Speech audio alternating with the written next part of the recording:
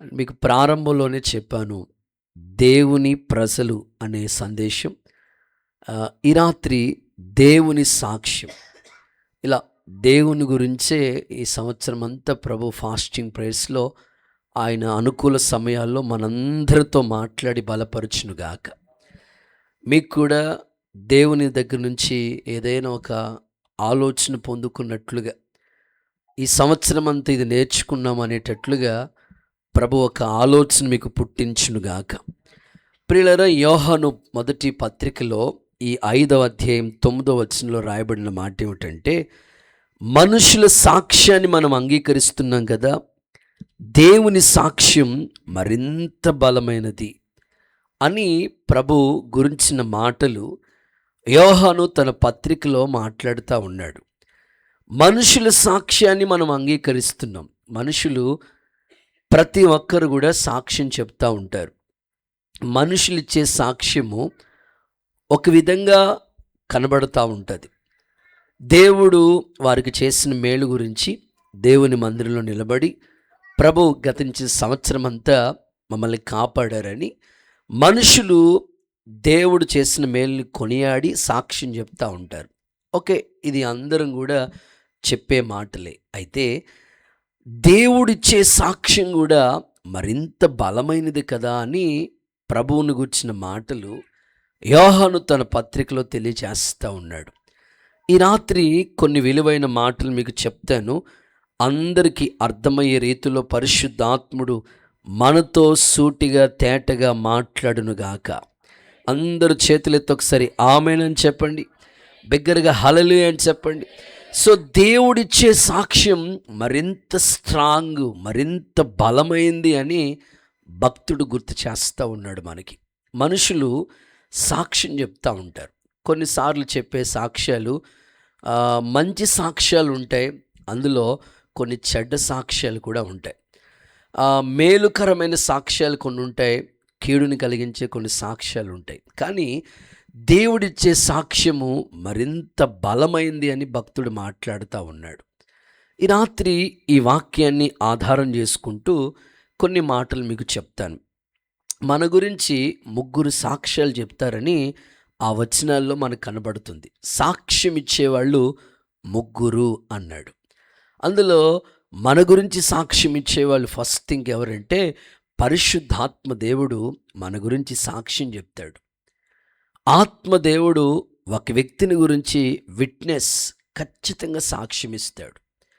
ఆ తర్వాత నీళ్లు, అంటే నువ్వు బాప్తిసం పొందినప్పుడు ఆ నీటి బాప్తిసం చూసారా, నీళ్లు మన గురించి సాక్ష్యం ఇస్తాయి. ఆ తర్వాత రక్తము, యేసు రక్తం ప్రతి పాపము నుండి మనల్ని కడిగి పరిశుద్ధపరుస్తుంది అన్నట్లు ఆయన రక్తం మన గురించి సాక్ష్యం ఇస్తుంది. సాక్ష్యం ఇచ్చేవాళ్ళు 3 అని మాట్లాడుతూ మనుషుల సాక్ష్యాన్ని మనం అంగీకరిస్తున్నాం. అయితే దేవుడిచ్చు సాక్ష్యం మరింత మరింత బలమైంది అని భక్తుడు మాట్లాడుతూ ఉన్నాడు. కోర్టులో న్యాయం జరగాలన్నప్పుడు సాక్ష్యం కావాలి. వాళ్ళు ఇచ్చే సాక్ష్యాన్ని బట్టే జడ్జి గారు స్టేట్మెంట్ ఇస్తారు. అయితే ఆత్మ సంబంధమైన భక్తిలో మన ఆత్మీయ జీవితం మరింతగా నూతన పరచబడేటట్లుగా దేవుడు మనందరి గురించి కూడా సాక్ష్యం ఇవ్వాలి. నా ప్రార్థన మిమ్మల్ని అలాగూ దేవుడు దర్శించునుగాక. కొన్నిసార్లు అందరూ హల్లెలూయా అని చెప్పండి. సో మన గురించి కొన్ని సాక్ష్యాలు అనేకులు చెప్తూ ఉంటారు. సో ఇందులో మీకు ABCD అని కొన్ని మాటలు చెప్తాను. ఖచ్చితంగా ఈ మాటలు మీకు ప్రయోజనకరంగా ఉండాలని కోరుకుంటాను. దేవుడు ఖచ్చితంగా మనందరి గురించి సాక్ష్యం ఇవ్వాలి, ఖచ్చితంగా ఇవ్వాలి. ఆ ఇచ్చే సాక్ష్యం కూడా మంచిగా ఉండాలి మనందరి గురించి కూడా. ఒక సేవకుడిగా నేను అలా ప్రార్థన చేసుకుంటా ఈ మాటలు ఈ న్యూ ఇయర్లో ఫస్ట్ వారంలో, 2వ వారంలో, ఈ నెలలో దేవుని సన్నిధిలో ప్రభువు మన గురించి ఇచ్చే సాక్ష్యం ఖచ్చితంగా మంచిదై ఉండాలి. అలాగా దేవుడు మనలందరినీ సిద్ధపరచునుగాక. దైవజనుడు మన గురించి ఇచ్చే సాక్ష్యం కూడా మంచిగా ఉండాలి.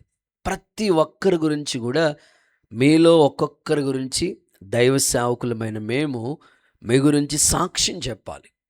పలానా బిలీవర్ గురించి ఏం చెప్తారు? చాలా మంచి ప్రార్థనా పరులండి, మంచి విశ్వాసులండి, సేవను గురించి వాళ్ళకి చాలా ఆసక్తి ఉంటుందండి. దైవజనులన్నా, సంఘమన్నా, ప్రార్థనన్నా, పరిచర్య అన్నా పరుగులు తీస్తూ ఉంటారండి అని మీ గురించి ఒక దైవజనుడిగా నేను సాక్ష్యం ఇవ్వాలి.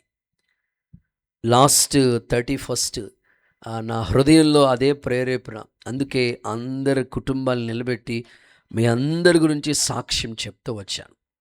ఖచ్చితంగా దేవుని కూడా నన్ను దేవుడు లెక్క అడిగినప్పుడు మీ గురించి మంచి సాక్ష్యం చెప్పేటట్లుగా అలాగ మీ వ్యక్తిగత జీవితాన్ని మీరు కాపాడుకుంటా నడిపించుకుంటూ ఉండాలి. ప్రభు మీకు సహాయము చేయునుగాక.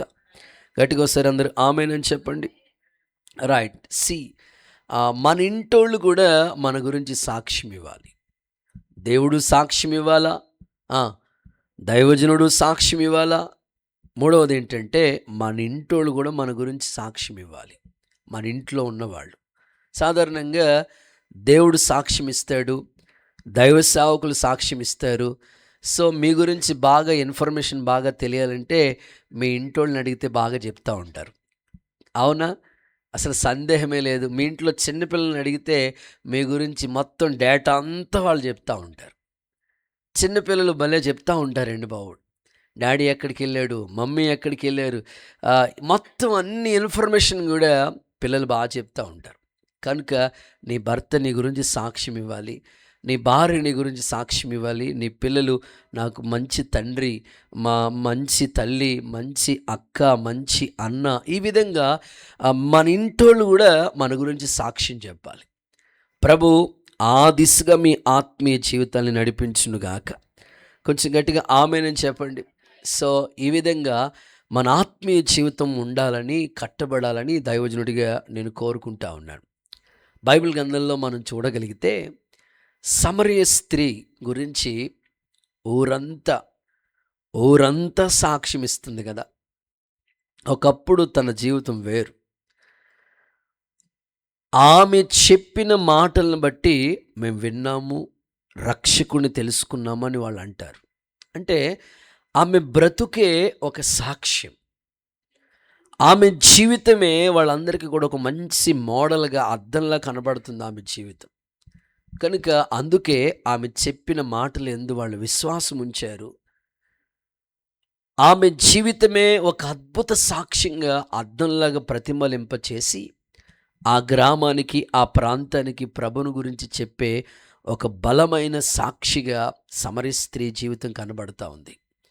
ఈరోజు మనముంటున్న ప్రాంతాల్లో, మనముంటున్న కుటుంబాల్లో, మనముంటున్న సంఘములో కూడా దేవుడు మన గురించి మంచి సాక్ష్యం ఇవ్వగలిగినట్లుగా మన కుటుంబాలు, మన వ్యక్తిగత జీవితాలు యేసు నామములో అంటు కట్టబడునుగాక.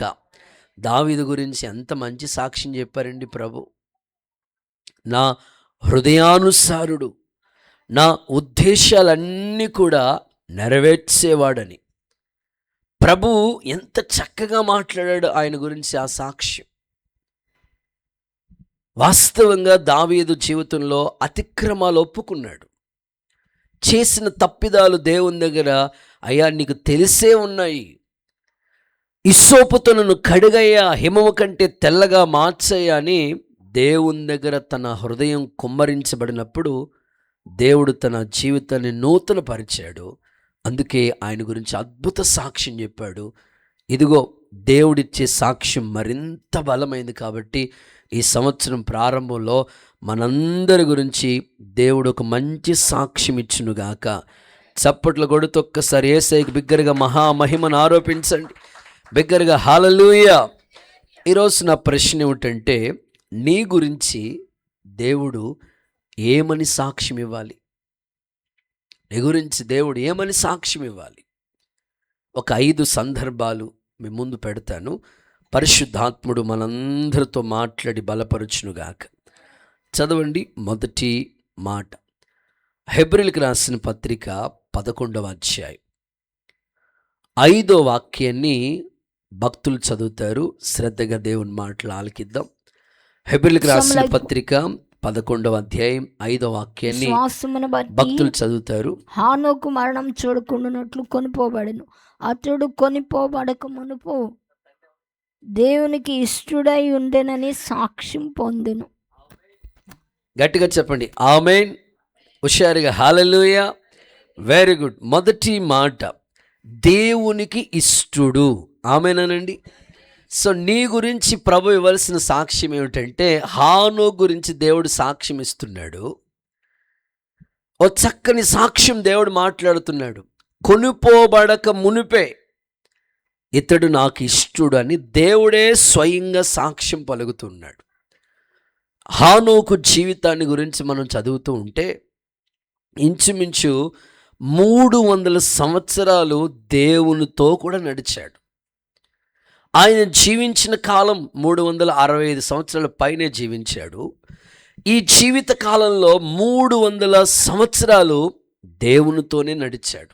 అందుకే దేవుడు అతని గురించి ఇచ్చుచున్న సాక్ష్యం ఎలా ఉందంటే, దేవునికి ఇష్టుడు, కొనుపోబడక మునిపే. భూమి మీద ఉన్నంత కాలంలోనే ప్రభు సాక్ష్యం చెప్తున్నాడు, ఇతడు నిజంగానే దేవుడికి ఇష్టుడిగా మారిపోయాడు.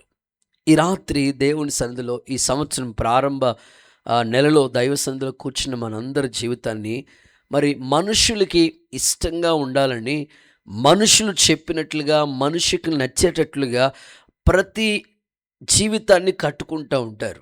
అయితే మరి మనల్ని సృష్టించిన దేవుడు కదా, ఆయన పోలికతో ఆయన రూపంలో చేయబడిన మన జీవితాలు మరి దేవునికి నచ్చేటట్లుగా, దేవుడు మెచ్చేటట్లుగా, దేవునికి ఇష్టమైన బ్రతుకు మనలో కనబడితే ఖచ్చితంగా దేవుడు మన గురించి సాక్ష్యం ఇవ్వగలుగుతాడు. ఇతడు నిజంగా దేవునికి ఇష్టుడు అనే సాక్ష్యాన్ని మనమందరము దేవుని దగ్గర నుంచి పొందుదుముగాక. భక్తుడైన పౌలు ఇలా అంటాడు, దేహమందున్నను ఈ దేహాన్ని విడిచిపెట్టినను దేవునికి మనం ఇష్టలుగా బ్రతకాలి కదా అంటాడు. చూడండి, కొరింథీయులకు రాసిన 2వ పత్రిక 5వ అధ్యాయం 8, 9 వాక్యాలు చదివితే అక్కడ పౌలు గారు ఇలా మాట్లాడుతూ ఉన్నాడు. కావున దేహమందున్నను దేహమును విడిచి, ఒకవేళ ఈ దేహాన్ని విడిచిపెట్టినాను ఆయనకి ఇష్టలమై ఉండవాలని, దేవునికి ఇష్టలమై ఉండవలనని మిగులు అపేక్షించుచున్నాను. అంటే ఈ దేహంతో ఉన్నా, అంటే శరీరంతో మనం ఉన్నా, ఒకవేళ ఈ దేహాన్ని మనం విడిచిపెట్టినా మనం ఎలా ఉండాలని పౌలు గారు కోరుకున్నాడంటే, దేవునికి ఇష్టలుగానే బ్రతకాలని కోరుకుంటున్నాడు. నా ప్రార్థన, ఇక్కడున్న మనమందరం సంవత్సరం ప్రారంభంలో ఉన్నాం కాబట్టి ఇప్పుడు మీరు తీసుకునే నిర్ణయాలను బట్టే మన భక్తి అంతా కూడా ఆధారపడి ఉంటుంది. యేసు నామములో మిమ్మల్ని అందరినీ దేవుడు నూతనపరచునుగాక. యేసు రక్త ప్రోక్షణలో మీరు శుద్ధీకరించబడుదురుగాక. దేవునికి ఇష్టలుగానే మీ యొక్క స్థితిగతులన్నీ మారిపోవునుగాక. కొన్ని ఉదాహరణలు చెప్తాను. భక్తుడు ఇలా మాట్లాడతాడు, భూమి మీదున్న భక్తులే శ్రేష్ఠులు, కేవలం వారు నాకు ఇష్టులు అన్నాడు. అంటే మనం చేసే భక్తిని బట్టే మనం దేవునికి ఇష్టలుగా మారిపోతాం. భక్తి చేయకుండా ఏ ఒక్కరు ఇష్టలుగా మారలేరు. కనుక ఈ సంవత్సరం మీరు మంచి నిర్ణయాలతో, ప్రభా గతించిన సంవత్సరాల కంటే ఈ సంవత్సరాల్లో ఎక్కువ భక్తి చేసే బిడగా నన్ను ఆ జీవితాన్ని నువ్వు కట్టండి. నేను ఈ సంవత్సరం ప్రారంభ వారాల నుంచి మిమ్మల్ని గమనిస్తూ ఉన్నాను. దేవుడి దయ వల్ల మీరు ఎక్కడ ఉన్నా మొత్తం మీద శనివారం ఉపవాస ప్రార్థనకు మొత్తం మీద అటెండ్ అయిపోతున్నారు. ఆమెను చెప్పండి ఒకసారి. ఆదివారం ఆరాధనలో జాయిన్ అయిపోతున్నారు. సో మొత్తం మీద మీరు ఈ సంవత్సరం మంచి నిర్ణయాలు తీసుకుంటారు. ఏ ఒక్క సాటర్డే ఫాస్టింగ్ ప్రేయర్ మిస్ అవ్వకూడదని, ఏ సండే కూడా మిస్ అవ్వకూడదని, మొత్తం మీద మీ కుటుంబాల గురించి, దైవ సన్నిధిలో ఎదుగుతున్న మీ ఆత్మీయ జీవితాలు భక్తిలో అంటుకట్టబడాలని ఒక మంచి నిర్ణయాలతో మీరు నడిపించబడుతున్నారు. ఈ నిర్ణయం సంవత్సరం అంతం వరకు ఇలాగ కొనసాగే, దేవుని రాకడ ఆలస్యమైతే ప్రభు వచ్చే వరకు ఇలాగ కొనసాగే కృప మనకు అనుగ్రహించబడునుగాక. ప్రభు మనకి సహాయము చేయునుగాక. కానీ ఈ రోజుల్లో భక్తి ఎలా మారిపోతుంది అంటే, సో ఆచార భక్తి చేసేవాళ్ళు ఎక్కువ మంది సమాజంలో మన కన్నుల ఎదుట కనబడతారు. దేవుడు కోరుకుంటుంది ఏమిటంటే, ఆత్మ సంబంధమైన భక్తిని గురించి దేవుడు మీ నుంచి ఆశపడుతున్నాడు. ఆచార క్రైస్తవ బిడలుగా మాత్రమే కాకుండా ఆత్మ సంబంధమైన క్రైస్తవులుగా ప్రభు మెచ్చే భక్తిని మనం చేయటానికి ఈ సంవత్సరం దేవుడు మిమ్మల్ని సిద్ధపరచునుగాక. ఈ సభలు ప్రార్థనతో మనం ప్రారంభించాం. సరిగ్గా ఇక 3 వారాలు మన ఎదుట ఉన్నాయి. సో కంటిన్యూగా చాలామంది ప్రేయర్ చేస్తూ ఉన్నారు, కొంతమంది ఫాస్టింగ్ చేస్తూ ఉన్నారు.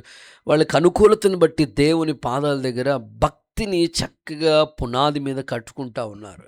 దేవునికే ప్రభు ఎదుట నేను ఆనబెట్టి ఈ మాటలు చెప్తా ఉన్నాను. సమస్త ఘనత మహిమ ప్రభావం దేవునికే చెందునుగాక. గట్టిగా హుషారుగా ఆమేనని చెప్పండి. అయితే మన భక్తిలో ఏమాత్రం ఆచార సంబంధమైన భక్తి మిల్ట్ అవ్వకూడదు, మిక్స్ అవ్వకూడదు. సాధారణంగా ఇప్పుడు అంత మిక్సింగ్ ఎక్కువైపోతుంది. హల్లెలూయా చెప్పండి ఒకసారి. ఏదైనా జ్యూస్ కావాలంటే మొత్తం అందులో ఎన్ని మిక్స్ చేస్తున్నారో, పాలు, పంచదార, ఏ జ్యూస్ చేయాలంటే కర్పూజ అంటే మొత్తం అలా మిక్స్ అయిపోతుందో భక్తి కూడా మిక్స్ అయిపోతుంది. అలా మిక్స్ అవ్వకూడదు అన్నదే నా ప్రార్థన. ఒక్కరు కూడా ఆమేన్ చెప్పలేదు. లేదయ్య గారు మీరు అటు చెప్పుకుంటూనే ఉండండి, మేము మిక్స్ చేస్తూనే ఉంటామండి బాబు. మిక్సింగ్ బాగా అలవాటండి బాబు మాకు. అలా కాదు, మిక్స్ అవ్వకూడదు. దేవుడు అదే కోరుకుంటున్నాడు. మన భక్తి ఎక్కడ కల్తీ ఉండకూడదు, మిక్స్ అవ్వకూడదు. కొన్ని ఉదాహరణలు చెప్తాను. చేతుల పైకెత్తి ఒక్కసారి హల్లెలూయా చెప్పండి. సరే, వాక్యం చదువుకుని ముందుకెళ్దాం. చూడండి, మీరు వాక్యం చదవండి. 16వ కీర్తన 3వ వచనం చూడండి. ఆయనకి ఇష్టలైన వారిని గురించి మాట్లాడుతూ ఈ మాట అంటున్నాడు ప్రభు. భూమి మీదున్న భక్తులే శ్రేష్ఠులు, కేవలం వారు నాకు ఇష్టం. వాళ్ళు నాకు చాలా చాలా చాలా ఇష్టమైన వాళ్ళు. ఇప్పుడు దేవునికి ఇష్టమైన వాళ్ళు ఎవరైనా ఉన్నారంటే భక్తి చేసేవాళ్ళే. ఆ భక్తి ఎక్కడ మిక్స్ అవ్వకూడదు అనేది దేవుని ఉద్దేశం. సో భక్తిలో ఏమాత్రం రాజీ పడకుండా ఉండాలనేది దేవుని సంకల్పం. అలాగా ఈ సంవత్సరం మీ జీవితాన్ని కట్టుకోవడానికి ఇష్టపడితే ప్రభు కృపలో మీరు వర్ధిల్లుదురుగాక. ఏమండి, భక్తి చేసిన వాళ్ళు ఎవ్వరు పాడవలేదు, భక్తి చేసిన వాళ్ళు ఎవ్వరు కూడా భ్రష్టులు అవ్వలేదు. భక్తి చేసిన వాళ్ళు అందరూ కూడా బలవంతులైన దేవుని చేతిలో ఒక బలమైన నక్షత్రాల్లాగే వాడబడ్డారు వాళ్ళు. మన భక్తి మనకి ఎప్పుడు ధైర్యాన్ని పుట్టిస్తుందండి. నీకు ఏ సమస్య రానివ్వండి, నువ్వు చేసే భక్తిని బట్టే నీకు గొప్ప ధైర్యం ఉంటుంది. నీ భక్తి జీవితాన్ని బట్టే దేవుడు నీ ఆత్మీయ జీవితాన్ని కూడా పునాది మీద స్థిరంగా కడతా ఉంటాడు. కొన్ని ఇందులో ఉదాహరణలు మీకు చెప్తాను. చేతులు ఊపుతూ ఒక్కసారి హల్లెలూయా చెప్పండి. కొందరి భక్తి ఎలా ఉందంటే, నేను ఇందులో ABCDలని ఒక 4 మాటలు జస్ట్ మీకు అవగాహన కొరకు నోట్ చేశాను. చాలామంది భక్తి విధానాలు ఎలా ఉన్నాయంటే, ఇందులో కొన్ని మాటలు మీకు. కొందరు భక్తి ఎలా ఉందంటే గొర్రె తోక భక్తిలా ఉంది. ఎలా ఉంది చెప్పండి? మీరు చూడండి, గొర్రె తోక భక్తిని మీరు చూస్తే, గొర్రె తోకని ఎంత కాలం మీరు చూడండి, గొర్రె తోక బెత్తిడే, అంటే ఎదుగు లేదు, ఏమీ లేదు మాట. సో నేనంటాను, మన భక్తి ఎదుగుదల లేని భక్తిలా ఉండకూడదు. గొర్రె తోక ఎప్పుడు బెత్తడంతే ఉన్నట్లు అదే ప్రార్థన, అదే ప్రభావము, అదే ఆలోచన, అదే అలా ఉండకూడదు. సంవత్సరాలు ఎన్నో జరిగిపోతున్నాయి కాబట్టి మనలో నూతనత్వాన్ని దేవుడు చూస్తున్నాడు. భక్తిలో ఎదుగుదల అనేది దేవుడు కోరుకుంటున్నాడు. ఒక మొక్క మనం నాటితేనే అది అద్భుతంగా ఎదుగుతుంది కదా. ఎదగకపోతే దాని చుట్టూ తవ్వి నీరు వేసి ఎరువు వేసి ఎదిగేటట్లుగా మనం చూస్తాం కదా. భక్తి విషయాల్లో కూడా ఈరోజు ఒక అధ్యాయం నువ్వు చదివితే బైబిల్, రేపుకి ఇంకొక అధ్యాయం చదవటానికి నీకు అనుకూలత చేసుకోవాలి. ఒక 10 నిమిషాలు ప్రార్థనలో కూర్చుంటే ఇంకొకసారి ఇంకొక ప్రార్థన అవకాశాన్ని బట్టి ఎదుగుదల అనేది దేవుడు చూస్తూ ఉన్నాడు. మనం అన్ని విషయాల్లో ఎదుగుతూ ఉన్నాం కాబట్టి భక్తి విషయాల్లో కూడా ఎదుగుదల అనేది కావాలి. సంవత్సరాలు దాటుతూ ఉంటాయి. 26 అయిపోయిన తర్వాత 27 వస్తుంది. సంవత్సరాలు మారిపోతాయి, కానీ భక్తిలో అనేది నీకు ఎదుగుదల అనేది కావాలి. దేవుడి దయ వల్ల లాస్ట్ ఇయర్ రాసుల గ్రంథం వరకు, బైబిల్లో రాసుల గ్రంథం వరకు కూడా ఇంచుమించు ఒక 12-13 పుస్తకాలు వివరంగా నెలకొక చాప్టర్ మీద క్షుణ్ణంగా చదివి ఏ అధ్యాయాల్లో ఏ విషయాలు ఉన్నాయని చక్కగా కొన్ని కొన్ని మాటలు కంఠస్థం చేసి అవే పిల్లలకి ఎగ్జామ్స్గా సిద్ధపరిచి దైవికమైన క్రమంలో కొన్ని అధ్యాయాలు వాళ్ళు నేర్చుకున్నారనే సాటిస్ఫాక్షన్ వాళ్ళకు ఉండేటట్లుగా ప్రభు భక్తిలో ఎదుగుదల. మన ఆత్మీయ జీవితం సంవత్సరాలు గడిచిపోతుంది కాబట్టి ఏమైనా ఎదుగుతున్నాం అనేది మీ అంతట మీరే మనంతట మనకే పరీక్ష కావాలి. అలాగ పరీక్ష చేసుకుంటే మన భక్తిలో ఎదుగుదల ఉంటుంది, కానీ మన భక్తి గొర్రె తోక అంత బెత్తిడి మాత్రం ఉండకూడదు. యేసు నామంలో మీ భక్తిలో ఎదుగుదల ప్రభు మీకు ఇచ్చునుగాక. లాస్ట్ ఇయర్ దేవుడి దయ వల్ల సామెతల గ్రంథాన్ని పిల్లల చేత రాయిపించాం. సాధ్యమైనంత వరకు రాసేశారు. కొంతమంది ఇంకా రాస్తున్నారు, ఎన్ని సంవత్సరాలు రాస్తారో మరి నాకు తెలియదు. మొత్తం మీద కొందరైతే రాసిచ్చేశారు. ఇంచుమించు ఒక 100 మెంబర్స్ యవనస్తులు, 100 మంది యవ్వన పిల్లలు సామెతల గ్రంథం రాశారు. లాస్ట్ ఇయర్ దేవుడి దయ వల్ల ఒక చెల్లి బైబిల్ రాసి సంతకం చేయించుకుంది. దేవుడికి స్తోత్రం కలుగునుగాక. సో వాళ్ళ ఆత్మీయ జీవితాల్లో ఎదుగుదల అనేది అలా కనపడుతూ వచ్చింది. మరి ఈ సంవత్సరం మీరు మీ భక్తిలో ఏ ఏ విషయాల్లో ఎదగాలనుకుంటున్నారు? మీ ప్రార్థన జీవితం, వాక్య చదువుకునే జీవితం, ఉపవాసాలు చేసే విధానం, దేవుని పరిచయాన్ని ప్రేమించే విధానం, సేవను ప్రోత్సహించే విధానం, ఇంకా మీరు ఏ విషయాల్లో ఎదగాలనుకుంటున్నారో ఆ విషయాల్లో మీరు ట్యూన్ చేసుకోండి. పరిశుద్ధాత్ముడు మీ భక్తిని ఎదిగింప చేయునుగాక. కొంతమంది భక్తి ఎలా ఉన్నాయో చెప్తున్నాను. దీన్ని మరొక విధంగా భావించకండి, కానీ నా మనసులోకి వచ్చిన ఆలోచన చెప్తున్నా. కుక్క తోక భక్తిలాగా ఉంటుంది. స్తోత్రం చెప్పండి. సాయిలాన్ని భలే చెప్తూ ఉంటాడు. కుక్క తోక భక్తి ఎలా ఉండదు చెప్పండి? ఎప్పుడు చూసినా వంకరే. అది ఎంత ఎవడో పాపం అనుకున్నాడంట, పాపం ఇలాంటి నిస్సి లాంటి వాడు ఒకడు అనుకున్నాడంట, ఇది ఎన్నిసార్లు చూసినా వంకరగా ఉంటుంది, దీనికి ఒక కర్ర కడదామని సుమంత్ అన్ని దగ్గరికి వెళ్ళి కర్ర ఒకటి తెచ్చాడంట. పాపం దానికి కిరణ్ అన్ని ఈ బైండింగ్ వైర్ కూడా ఇచ్చాడంట. పాపం మొత్తం మీద జాగ్రత్తగా తీసుకొచ్చి మనోడు నిస్సి చక్కగా సెట్ చేసి, ఈ సెలవులు వచ్చినాయి కదా మీ ఖాళీ ఉండక ఏం చేయాలి, చేయాలి కదా పాపం మనోడు అని అలా ఒక కర్ర ఒకటి నిలబెట్టి, ఇది ఎన్ని రోజుల నుంచి వస్తుంది, మా అమ్మమ్మల ఇంటికాడ చూశాను, మా ఇంటి దగ్గర చూశాను, పెద్దమ్మలు ఎక్కడ చూసినా ఇది తిరిగిపోతుంది ఇది అని అనుకుని మొత్తం మీద కర్ర ఒకటి కట్టి దానికి బైండింగ్ వైర్ సుట్టేశాడు. 3 రోజులు కాదు కదా, 3 గంటలు కూడా లేదు. అది దేవుడికి స్తోత్రం చెప్పండి ఒకసారి. అది వంకరే. ఈరోజు చాలామంది భక్తి ఎలా మారిపోయిందంటే, ఆదివారం దేవుని మందిరంలో ఉన్నంతసేపు బాగుంటారు, లేకపోతే ప్రార్థనలో ఉన్నంతసేపు, వాక్యంలో ఉన్నంతసేపు, దేవుని చర్చిలో కూర్చున్నంతసేపు బాగుంటారు. ఇక్కడి నుంచి గేటు దాటి బయటికి వెళ్ళారంటే మళ్ళా వంకర మాటలే, వంకర చూపులే, వంకర తలంపులే, వంకరోళ్ళలాగా ప్రవర్తిస్తూ ఉంటే మన భక్తిని దేవుడు ఎప్పుడు ఇష్టపడతాడు చెప్పండి? సో వయసు పెరుగుతుంది, ఆలోచన పెరుగుతున్నాయి, నిర్ణయాలు మారుతున్నాయి. సో మన ఆత్మీయ జీవితంలో ఎట్టి పరిస్థితుల్లో వంకర మార్గాల వైపుకి పొరపాటును మనం వెళ్ళకూడదు. అది దేవుడు మెచ్చే భక్తి పొరపాటును కాదు. చూడండి, కొంతమంది మాట్లాడితే చాలు బాగున్నావా అన్నారనుకోండి, కనబట్లేదా అంటే మాటలు విషయాల్లో అలా ఉండకూడదు. సంవత్సరాలు అయిపోతే ఇంకా అలా మాట్లాడుతూ ఉంటే ఇంకెప్పుడు దేవుడు మనలో పరిపూర్ణత చూస్తాడు? యేసు నామములో వంకర భక్తి తొలగిపోనుగాక. గాలి బుడగల భక్తి. ఏ భక్తి ఇది? గాలి బుడగల భక్తి అంటే ఎట్టాగో చెప్తాను మీకు. కొంతమందిని మీరు చూడండి, ఆ బుడగ ఎగరాలంటే గాలి ఖచ్చితంగా కొట్టాలి. గాలికి మీరు కొట్టలేదంటే పొరపాటున ఆ బుడగ ఎగరదు. నేనంటాను, పొగడ్తల మీద మీరు ఆధారపడకండి. దేవుడు మెచ్చుకోవాలండి మనల్ని. ఆమేనండి. ఒకవేళ పొగడ్తలకి మీరు అలవాటు పడిపోయారంటే మీ భక్తి ఏమాత్రం ఆధ్యాత్మికంగా ఉండదు. పూరి పొంగిందంటే చాలా ప్రమాదం. భక్తి పొంగిందంటే చాలా ప్రమాదం. దేనికి మనం అతిశయించడానికి మనలో ఏముందండి? కేవలం వట్టి ఊపిరి మనం అన్నాడంటే ఇంకంతే సంగతులు.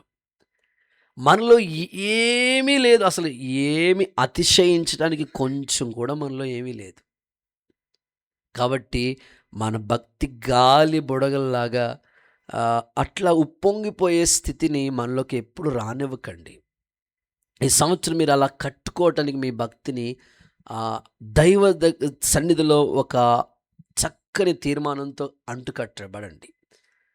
ఎందుకంటే ఈ రోజుల్లో క్రైస్తవ్యంలోకి ఎక్కువగా పొగడ్తల మీద ప్రజలు ఎక్కువ ఫోకస్ పెడతా ఉన్నారు. కానీ అది ఏమాత్రం మంచిది కాదు. మనుషులు మనల్ని పొగిడితే చాలా మనకి ఇబ్బంది. కాబట్టి పొగడ్తల వైపు కూడా పొరపాటున మీ మనసు పెట్టకండి. పరిశుద్ధాత్ముడు మీ అడుగుల్ని స్థిరపరచునుగాక. సో గంగిరెద్దు భక్తి. స్తోత్రం చెప్పండి ఒకసారి. ఏ భక్తి అని చెప్పండి. మీరు అడగవచ్చు, ఎందుకన్నా మీరు ఆ పేరు పెట్టుకున్నారు అని అంటే, గంగిరెద్దు భక్తి అని ఎందుకు పెట్టానంటే, గంగిరెద్దు భక్తి అంటే ఎట్లుంటుందంటే సీజన్లో వస్తుంది. అది బసవయ్య వచ్చాడు దండం పెట్టో అంటాడంతే, ఇట్టా అంటది. ఇంకో ఆడికి వెళ్ళినప్పటికీ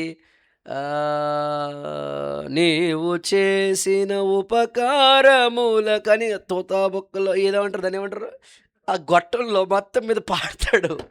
ఆ పాడుతున్నప్పుడు అప్పుడు కూడా దండం పెట్టు, అమ్మగారు వచ్చారు, మరి అమ్మగారికి వందనాలు చెప్పు. ఇలా ఎక్కడైనా గంగిరెద్దు పని ఏంటంటే ఎక్కడ దేనికైనా ఊపుతానే ఉంటుంది. సో నేనంటాను, మన భక్తి అలా ఉండకూడదు అనేది దేవుని ఉద్దేశం. గట్టిగా ఆమేన్ చెప్పండి. సో ఈ సంవత్సరం మీ భక్తి ఎలా ఉండాలో తెలుసా? దానియేలు భక్తిలా ఉండునుగాక. చూద్దాం ఒకసారి దానియేలు గ్రంథం 6వ అధ్యాయం 23వ వచనం చూడండి. దానియేలు 6:23 చూడండి. ఎంత చక్కని భక్తి పరుడిగా ఉన్నాడు దానియేలు. రాజు ఇందును గురించి అతి సంతోషభరితుడై దానియేలును గుహలో నుండి పైకి తీయుడని ఆజ్ఞయ్యగా, ఓకే, బంట్రోతులు దానియేలును బయటికి తీసిరి. ఓకే, అతడు తన దేవుని యందు భక్తి గలవాడైనందున సింహాలు ఏ హాని చెయ్యలేదు. కొట్టండి చప్పట్లు, యేసయ్యకి మహిమ వచ్చినట్లుగా. నా ఆశ ఒకటే, మనం చేసే భక్తిని బట్టి సింహాలు కూడా మనకి హాని చేయవు. యేసు నామములో కృప విస్తరించునుగాక. ఒక జీవం వచ్చేసింది, అయినా ప్రార్థన ఆపలేదు దానియేలు. ప్రతికూల పరిస్థితులు వచ్చాయి, అయినా ఆపలేదు. దేవుని సందులో రహస్యమందు చూస్తున్న దేవుడు నీ ప్రార్థనకి సమాధానం ఇచ్చునుగాక. చాలామంది ఇక్కడ కూర్చున్న తండ్రులు, తల్లులు ప్రతి ఉదయకాలమే దేవుని బలిపీఠం దగ్గర దేవుని పాదాలు పట్టుకుంటున్నారు. చాలామంది తన కుటుంబాల గురించి విలపిస్తున్నారు, కన్నీళ్లు కారుస్తున్నారు, ఉపవాసాలు ఉంటున్నారు. మర్చిపోటుకు దేవుడు అన్యాయస్తులైన దేవుడు కాదు. ఖచ్చితంగా మీ ప్రార్థనకి సమాధానం వచ్చునుగాక. ఏ హాని కలగకుండా దేవుడు మీ కుటుంబాన్ని తప్పించునుగాక.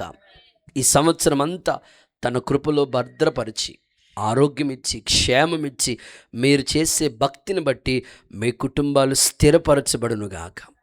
దైవ సన్నిధిలో మరి ఈ ఉదయకాలం దైవజనులు జెర్మియా అయ్యగారు యొక్క వాళ్ళ తండ్రి గారు మహిమ ప్రవేశం, దేవునిలోకి ఆయన నిత్య విశ్రాంతిలోకి వెళ్ళిపోయారు.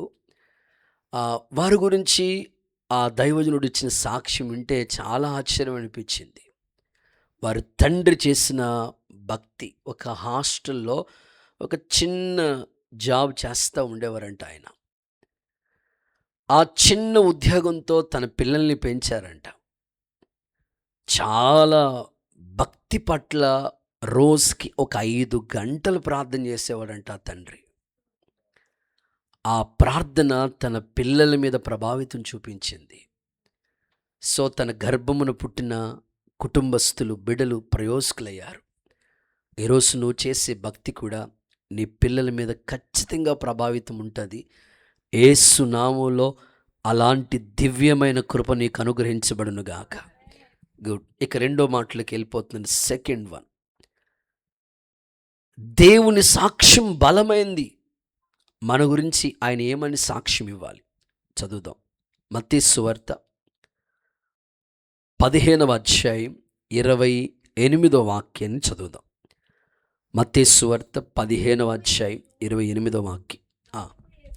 అందుకు యేసు, అమ్మా నీ విశ్వాసం గొప్పది, నీవు కోరినట్లే నీకు జరుగుతుంది. ఆ గడియలోనే ఆమె కుమార్తె స్వస్థత పొందెను. హల్లెలూయా, గట్టిగా చెప్పండి హల్లెలూయా.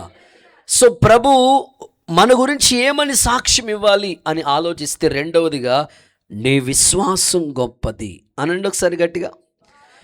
నీ గురించి ప్రభు ఇచ్చే సాక్ష్యం ఏమై ఉండాలంటే, అమ్మా నీ విశ్వాసం గొప్పది. ఇక్కడ కనాను స్త్రీ గురించి ప్రభు ఇచ్చుచున్న సాక్ష్యం. మొదట్లో మీకు హానో గురించి చెప్పాను. ఇక్కడ రెండో మాట ఏమిటంటే, కనాను స్త్రీ యొక్క విశ్వాసాన్ని గురించి ప్రభు మాట్లాడుతున్నాడు. అమ్మా నీ విశ్వాసం ఎలాంటిదో తెలుసా? చాలా చాలా గొప్పదమ్మా. ఇక్కడ ఉన్న స్త్రీలందరితో ఈ మాటలు చెప్తున్నాను. పురుషుల గురించి హానోకులో మనం నేర్చుకున్నాం. ఇప్పుడు స్త్రీ గురించి మాట్లాడుతూ కనాను స్త్రీని గురించి అక్కడ దేవుడు మాట్లాడుతున్నాడు. అమ్మా నీ విశ్వాసం చాలా గొప్పదమ్మా. మీ కుటుంబాల్లో చాలామంది స్త్రీలు మొట్టమొదటిగా దేవుని దగ్గరకు వచ్చిన వాళ్ళు, ఆ తర్వాత వారిని బట్టి వాళ్ళ భర్తలు మారిన వాళ్ళు చాలా కుటుంబాలు ఉన్నాయి. సో మీ అందరి కుటుంబాల్లో మరి ఫస్ట్గా మీరు దేవుని దగ్గరికి వస్తున్నారు కనుక మీ భర్తలు కూడా రక్షింపబడాలనే మా ఆశయం. దేవుడు కూడా కోరుకుంటున్నాడు. తప్పకుండా వారిని దైవ సన్నిధిలో మీరు చూస్తారు. అలాంటి విశ్వాసంతో మీ అడుగులు దేవుడు స్థిరపరచునుగాక. కనాను స్త్రీ యొక్క విశ్వాసాన్ని చూడండి, ఎంత ఫెయిత్ఫుల్నెస్, ఎంత చక్కని విశ్వాసంతో ఆమె ఉంది. ఆమె విశ్వాస పరిమాణాన్ని చూడండి. ఎలా అంటే ప్రభు దగ్గరికి వెళ్ళిన తర్వాత శిష్యులు అంటారు, ఇందాక నుంచి అడుగుతుంది కదా ఆమెను పంపించండి అయ్యా అని ప్రభు అంటుంటే, శిష్యులు అంటుంటుంటే ఆయన అన్నారు, నేను ఈమె కోసం రాలేదు, ఇశ్రాయిల్లో నశించిపోయిన వాళ్ళ కోసం వచ్చాను. వీళ్ళు కనానీయులు కాబట్టి వీళ్ళ గురించి రాలేదన్నప్పుడు వెళ్ళిపోవాలి ఆమె. కానీ అలా వెళ్ళకుండా విశ్వాసంతోనే అడుగుతుంది, మరలా అడుగుతుంది. ప్రభు సన్నిధిలో ఇలా అన్నారు ప్రభు, అమ్మా ఇది పిల్లలకని తీసుకొచ్చిన రొట్టె ముక్క, ఎవరు కుక్క పిల్లలకు వేయరు కదా అని అంటే అప్పుడైనా వెళ్ళిపోవాలి, వెళ్ళట్లేదు. ఆమె విశ్వాసం ఏమంటుందో తెలుసా? అయ్యా నిజమేనయ్యా, ఇది కుక్క పిల్లలకని తెచ్చిన ఈ యొక్క రొట్టె వాస్తవం, కుక్క పిల్లలకి ఏరయ్యా వాస్తవమే. కానీ ఈ రొట్టె విరిచేటప్పుడు కొన్ని ముక్కలు యజమానుడు బల్ల దగ్గర పడతాయి కదా, ఆ బల్ల దగ్గరికి కుక్క పిల్ల వచ్చి పట్టుకుని వెళ్తుంది కదా అని ఎంత విశ్వాసంతో ప్రభుని అడిగింది ఆమె. కొన్నిసార్లు లాస్ట్ ఇయర్ 2025 ఎన్నో ఎక్స్పెక్టేషన్తో మీరు దేవుని దగ్గర అడిగి ఉండొచ్చు. ఇల్లు కట్టేయాలి ఈ సంవత్సరం ఎలాగైనా సరే, కూతురు పెళ్ళి అయిపోవాలి ఎలాగ ఈ సంవత్సరం, ఎలాగైనా సరే ఈ జాబ్ వచ్చేసేయాలి, అది ప్రమోషన్ వచ్చేయాలి, ఈ ట్రాన్స్ఫర్ అయిపోవాలి, లేకపోతే ఏదో జరగాలి, ఈ పొలం అమ్ముడైపోవాలి, ఎన్నో అనుకుని ఉండొచ్చు. అనుకున్నంతగా మీరు రీచ్ అవ్వలేదని దేవుడి మీద ఉన్న విశ్వాసం వదిలేసేటట్లుగా ఉండకూడదు. దేవునిలో మీ విశ్వాసం ఎలా ఉండాలంటే, మునుపుటి కంటే అధికంగా ప్రభు చేస్తానన్నాడు కాబట్టి మన విశ్వాసం కూడా అధికం అవ్వాలి. ఇప్పుడు ఎల్కేసీలో ఉన్నప్పుడు వాళ్ళ మెమొరీ పవర్ వేరేలా ఉంటుంది. UKG first class, second standard, అట్లా 10th standard, intermediate, degree, PG, PhD లెవెల్లోకి వెళ్ళినప్పుడు వాళ్ళ స్టేటస్ ఎలా ఉంటుంది, వాళ్ళ స్టాండర్డ్ ఎలా ఉంటుంది. దేవునిలో కూడా నీకున్న ప్రారంభ రోజుల్లో దేవుడి దగ్గరికి వచ్చినప్పుడు ఒక విశ్వాసం, సంవత్సరాల నుంచి మనం భక్తిలో మునుగు తేలుతున్నాం కాబట్టి మన విశ్వాస పరిమాణాన్ని దేవుడు పరీక్షిస్తాడు. ఇబ్బంది కొలిములో కొన్నిసార్లు పరీక్షిస్తాడు దేవుడు. ఆ పరీక్షలో కూడా మనం నిలవటానికి దేవుని మీద నీకు ఎప్పుడు విశ్వాసం తగ్గకూడదు. నీ విశ్వాసం గొప్పది అనే సాక్ష్యం యేసు నామములో నీ దగ్గర నుంచి దేవుడు నీకు అనుగ్రహించునుగాక. ఆయన నీ గురించి చెప్పాలి. అలాంటి విశ్వాసం నీలో ఉంటేనే ప్రభు నీ గురించి చెప్పగలుగుతాడు. కొన్నిసార్లు దేవుడి మీద మనకు విశ్వాసం ఉంటుంది, చేశాడు కాబట్టి ఉంటుంది. కొన్నిసార్లు పరీక్షిస్తూ ఉంటాడు దేవుడు. ఎన్నిసార్లు ఆ టాపిక్ గురించి నువ్వు ప్రార్థన చేసినా రిజల్ట్ ఏమీ కనపడదు, శూన్యంగానే ఉంటుంది. ఎన్నిసార్లు నువ్వు ఆ అంశం ఎత్తి ప్రార్థన చేసినా దేవుడి దగ్గర నుంచి ఆన్సర్ రాదు. ఒక్కొక్కసారి ఏంటి దేవుడు నా ప్రార్థన త్రోసివేశాడా, దేవుడు నా ప్రార్థన వినలేదా, దేవుడు ఏంటి ఈ విషయంలో ఏంటి మౌనం అయిపోయాడు అనిపిస్తుంది నీకు. కానీ ఒక సమయం వస్తుంది, రహస్యమందు చూస్తున్న దేవుడు నీ ప్రార్థనకి ఖచ్చితంగా సమాధానం ఇస్తాడు.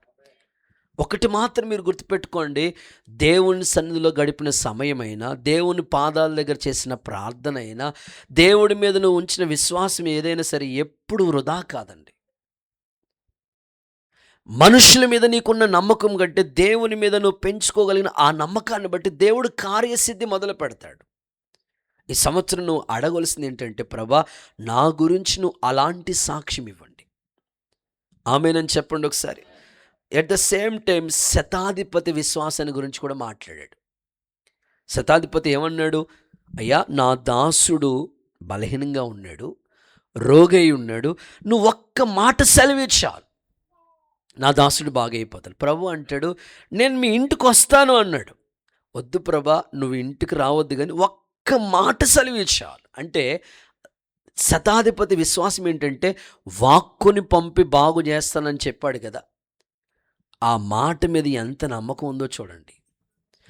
నేను 100 మందికి అధికారిగా ఉన్నానయ్యా, నా క్రింద 100 మంది పనిచేస్తున్నారు, నాకు లోబడతారు, అయినా నీ మాట అంటే నాకు ఎంతో నమ్మకం అయ్యా.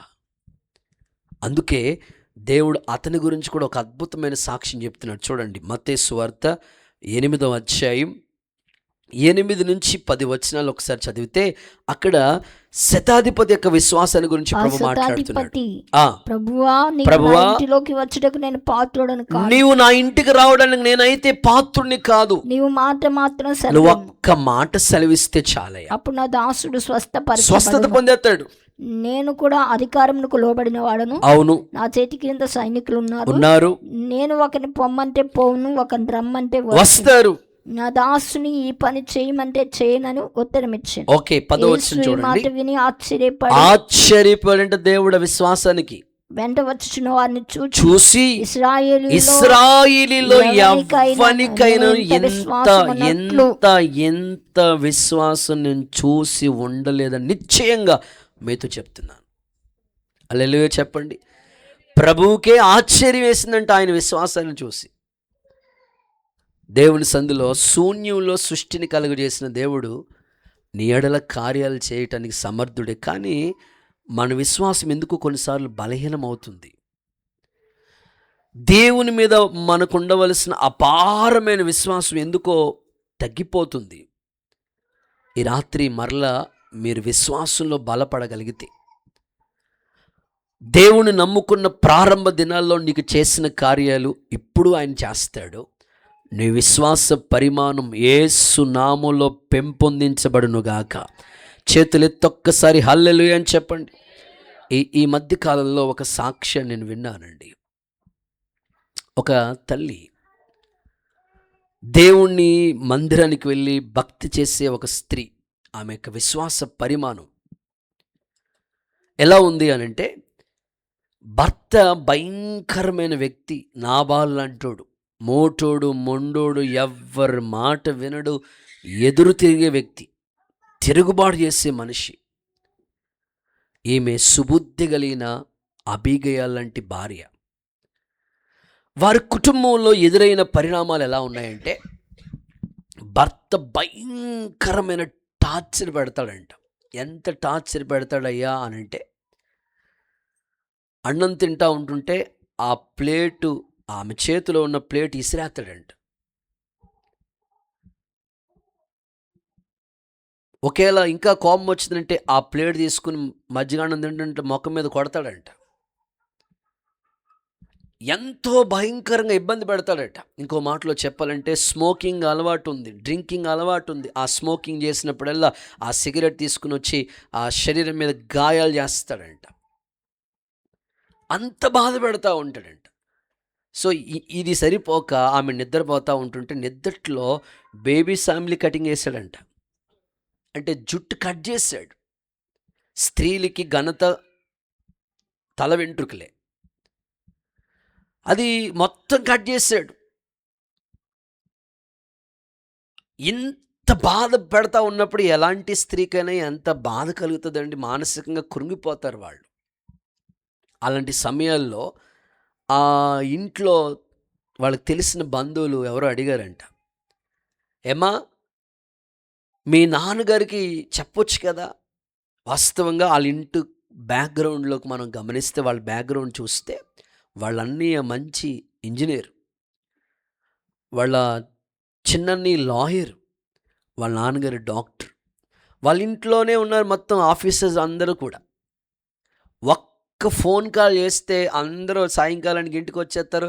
మనోడికి ఉతికేసి ఆరేసి ఇస్త్రీ చేసి బీరువాలో పెడచ్చు. కానీ ఎలాగైనా ఈయన మారాలంటే నా క్రియల ద్వారానే కదా, నా పద్ధతి ద్వారానే కదా. ఈయన తీసుకెళ్ళి నేను జైల్లో పెట్టించిన రేపొద్దున్న ఇంకా కఠినుడిగా మారిపోతాడు. ద్వేషంతో నేనేం చేయలేను, పగతో ఏమీ సాధించలేను, ప్రభువు మీద విశ్వాసంతో ఏదైనా చేయగలను అనే విశ్వాసంతోనే ఎవ్వరికి చెప్పకుండా తన బాధంతా ప్రభుతోనే నీళ్లు కుమ్మరించినట్లుగా మొదటి జమున లేచి ఏడ్చి కుటుంబం కోసం ప్రార్థన చేస్తూ వచ్చిందట తల్లి.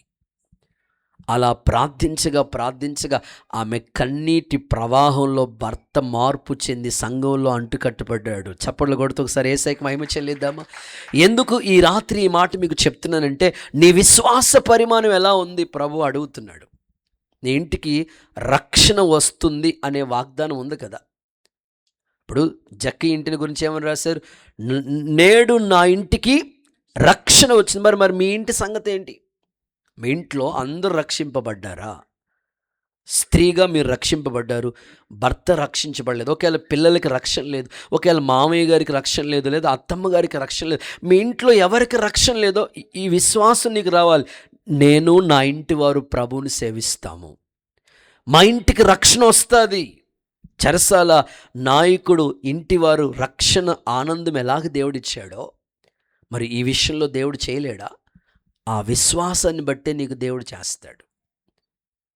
ఈ సంవత్సరం మీరు అడగండి, దేవా మా ఇంటికి రక్షణ వస్తుందని వాగ్దానం ఉంది కదయ్యా, ఈ విషయంలో నేను ఖచ్చితంగా విశ్వసిస్తున్నాను. కొంతమంది ఆర్థిక ఇబ్బందులు ఉన్నాయి, రుణాలు తట్టుకోలేకపోతున్నారు, కట్టలేకపోతున్నారు. ఇబ్బందులు ఎన్ని సంవత్సరాలు అయిపోయినా ఆ ఆర్థికంగా ఆ లోటు అలా ఉండిపోతుంది. ఈ సంవత్సరం వాగ్దానం గుర్తుపెట్టుకోండి, యెహోవా నీకు సమృద్ధిగా మేలు చేస్తానన్నాడు ఆయన. ఎలాగైనా సరే ఈ ఆర్థిక విషయంలో నాకు మేలు జరగాలి ప్రభా. ఇక పిల్లల భవిష్యత్తు గురించి నువ్వు ఎన్నిసార్లు ఎంత కష్టపడినా పిల్లల గురించి నీ దుఃఖం అంతా ఉండిపోతుంది. వారి నిమిత్తమే నువ్వు ప్రార్థన చేసినప్పుడు ఈ వాగ్దానం ఎత్తి ప్రార్థన చేయి. భోజన బల్ల చుట్టూ వలీవ మొక్కల్లా ఉంటారన్నావు కదా ప్రభా. చుట్టూ నాశనం అయిపోతున్న లోకంలో నా పిల్లలు ఉన్నారయ్యా. ఖచ్చితంగా నా పిల్లలు వలీవ మొక్కలాగే ఉండాలని నీ ప్రార్థనలో విశ్వసించు. ఇక సేవ చేస్తున్న సేవకులైతే నువ్వు ప్రాణానికి ప్రతిగా ఆత్మలు ఇస్తానన్నావు కదా ప్రభా. కనీసం నెలకు ఒక్క ఆత్మనైనా సంపాదించకపోతే ఏంటి ప్రభా, విశ్వాసంతో అడుగుతున్నానయ్యా నాకు ఆత్మలు ఇవ్వండి. ఈ విధంగా మన ఆత్మీయ జీవితం విశ్వాసాన్ని ఖచ్చితంగా విశ్వాస పరిమాణాన్ని బట్టి దేవుడు కార్యాలు చేస్తాడు. విశ్వాసం లేకుండా ఆయన కార్యాలు ఏమీ జరగవు. మీ విశ్వాసమే మీ ఎడల కార్యాన్ని జరిగిస్తుంది. యేసు నామములో కృప విస్తరించునుగాక. రైట్, మూడో మాటలోకి వెళ్ళిపోదాం. థర్డ్ వన్, సంఖ్యాకాండం 25వ అధ్యాయం. దేవుడు నీ గురించి ఇచ్చే సాక్ష్యం ఎలా ఉండాలో చెప్తున్నాను. 1, దేవునికి ఇష్టుడు. 2, నీ విశ్వాసం గొప్పది. 3, సంఖ్యాకాండం 25వ అధ్యాయం 13వ వాక్యం. సంఖ్యాకాండం 25:13. అతనికి అతని సంతానమునకు కలిగి ఉండును. ఓకే, ఎలయనగా అతడు తన దేవుని విషయమందు ఆసక్తి గలవాడు. ఆమేనని చెప్పండి, గట్టిగా హల్లెలూయా చెప్పండి. మూడవదిగా దేవుని గురించి ఇచ్చే సాక్ష్యం ఏమై ఉండాలంటే దేవుని కొరకు ఆసక్తి గలవాడు. ఎవరితడు? ఫినెహాస్. ఓకే, ఫినెహాస్ ప్రభు అతని గురించి ఇచ్చిన సాక్ష్యం అది. చాలా ఆసక్తి కలిగిన వాడు ఇతడు. వాస్తవంగా అక్కడ జరిగిన సిచ్యువేషన్ మనం చదివితే మోయాబు స్త్రీలతో పాపానికి దిగజారిపోయారు ప్రజలు. అలాంటి సమయాల్లో మోషేతో దేవుడు ఇలా చెప్పాడు, ఈసారి ఎవడైనా పాపం చేసినట్లుగా నీకు కనబడితే వాడిని సూర్యుడికి ఎదురుగుండగా తీసుకొచ్చి డైరెక్ట్గా ఉరి తీసేయమని దేవుడే ఆజ్ఞ ఇచ్చేశాడు. అంత దేవుడు ఇంత ఖచ్చితంగా గట్టిగా చెప్పినప్పుడైనా భయం ఉండాలి కదండి. ప్రజలకి అసలు కొంచెం కూడా భయం కనబట్లేదు, భయం కనిపించట్లేదు, భయం అనేది ఉండట్లేదు. సో ఇంత పరిణామాలు ఎదురవుతున్నా అయ్యో మారాలి అనే మనసు ప్రజల్లోకి రావట్లేదు. ఒకడు అందరూ చూస్తుండగా వెళ్ళి పాపం చేయడానికి సిద్ధపడ్డాడు. అంతే, అది జరుగుతున్న సిచ్యువేషన్లో ఒకడు చూశాడు, ఆయన పేరు ఫినెహాస్. దేవుడు వారవలేంది నేను కూడా వారవని అనుకుని ఒక ఈటి తీసుకుని వెళ్ళి పొడిస్తే ఆ చివరి నుంచి ఈ చివరికి వచ్చింది. అప్పుడు ప్రభు అంటున్నాడు, శబాష్, ఇలాంటి వాళ్ళు నాకు కావాలి. ఇతడు దేవుని విషయంలో చాలా ఆసక్తి కలిగిన వాడు. ఈ రాత్రి నా ప్రార్థన ఏమిటంటే, గతించిన సంవత్సరాల్లో ఎంతో ఆసక్తిని మీరు కనపరిచారు దేవుడి విషయాల్లో. ఈ సంవత్సరం మీ ఆసక్తి ఎలా అవ్వాలంటే ఇంకా ఎక్కువగా మారునుగాక. గట్టిగా చెప్పండి, ఆమేనని చెప్పండి. పేతురు కోసం సంఘం ఎలా ప్రార్థన చేసింది తెలుసా? అత్యాసక్తితో, ఆసక్తి కాదట, అత్యాసక్తితో. గతించిన సంవత్సరంలో మనకు సభలు జరిగినప్పుడు 24 hours ప్రేయర్ జరిగేది. ఎవరి షీటాలకే ఎప్పుడు ఈ సమయాన్ని ఎవరెవరు ప్రార్థన చేస్తారో ఆ సమయాల్లో ప్రార్థన జరుగుతూ వచ్చేసింది. ఇప్పుడు ఇక చాలా తక్కువ సమయం ఉంది, మేబీ 3 వారాలు ఉన్నాయి అంతే మన దగ్గర. సభలకి సరిగ్గా 3 వారాలు ఉన్నాయి. మీరు ఇంకా మీ ప్రార్థన రెట్టింపు అవ్వాలి. దేవుడు కార్యాలు కన్నులతో ప్రజలు చూడటానికి, సభలు మహిమకరంగా జరగటానికి, సంఘము క్షేమాభివృద్ధి చెందటానికి, మీ కుటుంబం అద్భుతంగా కట్టబడటానికి యేసయ్య ఇలాంటి ఆసక్తి మీకు అనుగ్రహించునుగాక. అత్యాసక్తి. చూడండి, అపోస్తల కార్యాల గ్రంథంలో 12వ అధ్యాయంలో 5వ వచనం చెప్తున్నాడు, భక్తుడు పేతురు చెరసాల్లో ఉన్నాడు. సంఘమైతే అతని కొరకు అత్యాసక్తి దేవునికి ప్రార్థన చేయుచుండే, దేవునికి ప్రార్థన చేస్తా అతని కొరకు అత్యాసక్తితో. ఎవరు? సంఘమైతే. దేవుడి దయని బట్టి కొన్ని కుటుంబాల గురించి సాక్ష్యం ఇవ్వగలుగుతాను. వాళ్ళలో ఉన్న ఆసక్తిని చూసినప్పుడు నాకే ఆశ్చర్యం అనిపిస్తుంది. ఏంటిరా బాబు, దేవుడు అంటే వీళ్ళకి ఎంత ప్రాణమా, ఎంత ఆసక్తి. రోజు ఇప్పుడు ఆదివారం మందిరానికి రావాలంటే కష్టం, మొత్తం మీద 2 గంటలు కేటాయించి దేవుని మందిరానికి వస్తున్నారు. శనివారం ప్రార్థనకి రావాలంటే దశంభాగమే, దేవుడికి స్తోత్రం చెప్పండి. ఆదివారం ఆరాధనలో దశంభాగం లెక్కెట్టుకుంటే ఉపవాస ప్రార్థనలో లెక్క ఉంటుంది. ఇక ప్రేయర్ డ్యూటీలో దశంభాగంలో దశంభాగం, అది వారంలో ఒక్కరోజు. దేవుడి దయ వల్ల రోజు వచ్చి ప్రార్థన చేసే బిడ్డలు ఉన్నారు. దాన్ని బట్టి నేను నిజంగా దేవుడిని గనపరుస్తున్నాను. రోజు రావాలంటే ఇబ్బందే, కానీ రోజు సాయంకాలం అయితే చాలు, రోజు మందిరంలో వచ్చి ప్రార్థన చేసే బిడ్డలు ఉదయం అయితే చాలు, రోజు ఏదో సమయం వాళ్ళు కేటాయించుకుంటున్నారు. నేను అనుకున్నాను, వీళ్ళకి ఎలా వచ్చింది ఆసక్తి? నేటి సంఘంలో అత్యాసక్తి కలిగిన బిడ్డలు కావాలి. ఈ ఉపవాస ప్రార్థన అంటే మీకు ఆసక్తి ఉంది కాబట్టి రాగలిగారు. సో ఇంకా నేను ఆశిస్తున్నాను, ప్రస్తుత కాలం సంఘం దేవుని ఎదుట నిలబడటానికి, పరిపూర్ణులు అవటానికి మీ ఆసక్తి చాలా ఎక్కువ కావాలి. నేను నిన్నగాక మొన్న గురువారం రాజమండ్రి అవతల, కోరుకొండ అవతల గోకవరం అని సియోనయ్య గారు వాళ్ళ సంఘంలో 7 రోజులు ఉపవాస ప్రార్థనలు పెట్టారు. వారు 7 రోజులు ఉపవాస ప్రార్థన. సాధారణంగా ఉపవాస ప్రార్థనలు ఎలా ఉంటాయంటే, పగలొత్తే రాత్రొత్తే.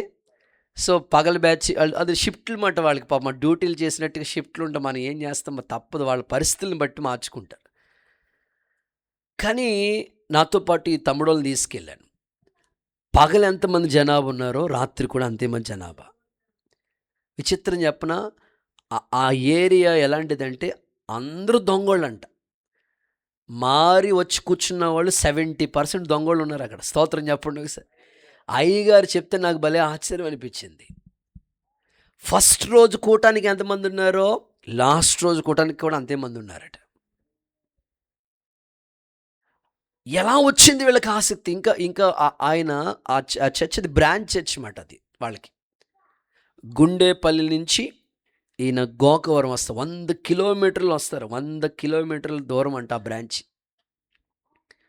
ఒక వారం పాస్టర్ గారు ఉంటే ఒక వారం పాస్టర్ గారు ఉంటారట. 3 సంఘాలు చూసుకుంటారట వారు. నల్లజర్లో ఒక సేవ ఉంది. వారు నాకు చెప్పిన మాటలు వింటా ఉంటే భలే ఆశ్చర్యం అనిపించింది నాకు. ఒకేళ పాస్టర్ గారు మందిరం దగ్గర ఉన్నారని వాళ్ళకి తెలిస్తే ఇంకా వచ్చి కూర్చుంటారంట. ఇంకంతే. ఏం ఆసక్తి అండి బాబు, వాళ్ళు ప్రార్థనలో కూర్చుంటారు, వాక్యాల్లో చాలా ఆసక్తిగా ఉంటారట. నేను చూశాను కాబట్టి మీకు చెప్పగలుగుతున్నాను. మీ కుటుంబాల్లో కూడా ఈ సంవత్సరం ప్రారంభ దినాల్లో మీరు ఎంత ఆసక్తిగా ఉన్నారు. ఈ సంవత్సరం ప్రారంభంతో మీరు అదే ఆసక్తితో దేవుని కార్యాలు చేయండి. మిమ్మల్ని చూసి అనేకులు అమ్మో ఈ బాబోయ్ షమ్మ వాళ్ళు ఎంత ఆసక్తిగా ఉంటారా అమ్మో అని అనేటట్లుగా అనేకులు మీ ఆసక్తిని చూసి ప్రేరేపించబడాలి. ఒక్కరు కూడా ఆమెను చెప్పలేదు, అయ్యగారు మాకు అత్త ఎట్ట కుదురుతుంది అయ్యగారు, అసలు కుదరదండి అట్లా అనుకోకండి. మీరు ట్రై చేయండి. బైబిల్ ఏమంటారో తెలుసా? మాందులు కాక, అంటే సోమర్తనానికి చోటు ఇవ్వద్దు. ఆత్మయందు తీవ్రత గలవారే అత్యాశక్తితో మీరు ప్రభువుని సేవించండి అన్నాడు. ఇంకో మాట ఏమన్నాడు తెలుసా? ప్రభువునందు మీ ప్రయాస ఏది వ్యర్థం కాదు అని మీరు తెలుసుకుంటే ప్రభు కార్యాలంటే ఎప్పటికీ ఆసక్తినంట. హల్లెలూయా చెప్పండి. సో నిన్న చేసాం కదా, ఈ ఆలయం చేస్తాంలే, అట్లా ఆ మనసు మీకు ఉండదంటే. ఎందుకంటే మీరు పడ్డ ప్రయాస ప్రభు కోసం పడ్డారు కాబట్టి అది ఏది వృధా కాదు. మీరు అలా అలా అనుకోగలిగితే, మీ మైండ్లో అలా ట్యూన్ చేసుకోగలిగితే, మీరు పడ్డ ప్రయాస ఏది వృధా చేయడు దేవుడు. మీరు కొద్దిసేపు దేవుని పాదాల దగ్గర కూర్చున్నారా, ఆ ప్రయాస వ్యర్థం కాదు. దేవుని కొరకు ఒక కానుక ఇచ్చారా, అది వృధా కాదు. దేవుని పరిచయంలో సేవకునితో పాటు మీరు పరిగెడుతున్నారా, వృధా కాదు. దేవుడు మీ ఆసక్తిని చూసి అనేకుల్ని ప్రేరేపిస్తాడు. ఈ క్రొత్త సంవత్సరంలో తప్పకుండా నేను ఆశపడుతున్నాను, సీనియర్ విశ్వాసులను చూసి జూనియర్ విశ్వాసులు నేర్చుకునే అంత ఆసక్తి దేవుడు మీలో పుట్టించునుగాక. గట్టిగా చెప్తాం అందరూ ఆమేనని. సో ఖచ్చితంగా అలాంటి ఆసక్తి. కానీ ఆత్మ సంబంధమైన విషయాల్లో ఆసక్తి ప్రజల్లో తగ్గిపోతుంది. లోక సంబంధమైన విషయాల్లో చాలా ఆసక్తిగా ఉంటున్నారు. ఏదైనా లోక వార్తలు వినడానికి ఎంత ఆసక్తి. దేవుని కార్యాల్లో చాలామందికి ఆసక్తి తగ్గిపోతుంది. కానీ ఈ సంవత్సరం మీరు మార్చుకోవాలి. ప్రభా, నా ఆసక్తి, భక్తుడు అంటాడు కదా, నీ ఇంటిని గుర్చిన ఆసక్తి నన్ను భక్షిస్తూ ఉంది. హృదయ వాంఛ. చెన్నై దగ్గర యోబు గారని ఒక పాస్టర్ గారు ఉన్నారండి. యోబు, జేబు కాదు, ఏం పేరు చెప్పండి? యోబు, ఆయన పేరే యోబు. సో బైబిల్లో యోబు ఎలా ఉన్నాడో ఈయన కూడా అంత అద్భుతమైన పరిచర్య చేశారు. ఆయన ఎక్కువగా రాత్రింబగళ్ళు సేవ కొరకు ప్రయాసపడుతూ ఉంటారు సేవకులు. యాక్సిడెంట్ అయింది. ప్రయాణాలు కొద్దిగా ఎప్పుడు ఎలా ఉంటుందో తెలియదు. యాక్సిడెంట్ అయితే సేవ ప్రారంభ పరిచర్య అంటది. అప్పటికే ఒక 100 మందిని కష్టపడి ఆయన సమకూర్చాడు సంఘాన్ని. ఒక 4 కుటుంబాన్ని నడిపించడం ఎంత కష్టమో, మరి 100 మందిని సంఘాన్ని చూసుకోవాలంటే చాలా కష్టంతో కూడిన ప్రయాస. ఎప్పుడైతే ఆయన పరిగెత్తి పరిగెత్తి పరిగెత్తి ప్రయాణం చేస్తూ ఉన్నాడో, మీటింగ్స్ అని పగలని రాత్రి అలా తిరుగుతూ ఉన్నాడు. సో లాంగ్లో ఓవర్ లుక్లో ఆ యాక్సిడెంట్ అయింది. హాస్పిటల్ అడ్మిట్ చేశారు. ఇంకా ఎక్కడికి వెళ్ళే పరిస్థితి కాదు. సంఘం ఆయన గురించి ఎంత ఆసక్తిగా పాల్పంపులు పొందారంటే, ఇంచుమించు ఒక 20 రోజులు ఆయన బెడ్ మీదే ఉన్నాడంట. ప్రతిరోజు సంఘం సేవకుడిని పలకరించడానికి వచ్చేదట.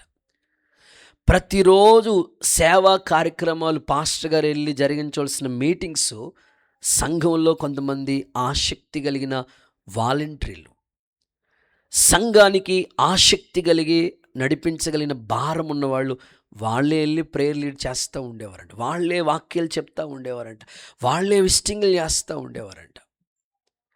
ఆ 20 రోజుల్లో చాలా సేవకుడికి ఎంతో సపోర్ట్గా వాళ్ళు నిలబడ్డారంట. ఆ సేవలో అనేకులు సేవకులు సహకారులుగా మారారు. ఇప్పుడు ఆ పరిచర్య ఆశీర్వాదకరంగా ప్రభు మార్చేశాడు. దేవునికి స్తోత్రం కలుగును గాక.